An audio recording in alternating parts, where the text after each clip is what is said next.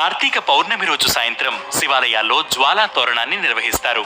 శివాలయంలో 2 కర్రలు నిలువుగా, ఓ కర్రను వాటికి అడ్డంగా పెట్టి కొత్త గడ్డిని తీసుకువచ్చి చుడతారు. దీనికి యమద్వారం అని పేరు. ఈ నిర్మాణంపై నెయ్యి పోసి జ్వాలలు వెలిగిస్తారు.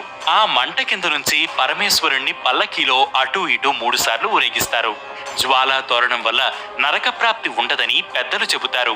యమలోకానికి వెళ్లిన ప్రతి వ్యక్తి అగ్నితోరణం గుండా లోనికి వెళతారని ప్రతీతి.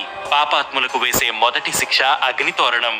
యమలోకంలోకి అడుగు పెట్టకుండా ఉండాలన్నా, ఈ శిక్షల నుంచి తప్పించుకోవాలన్నా పరమేశ్వరుడి అనుగ్రహం తప్పక ఉండాలంటారు.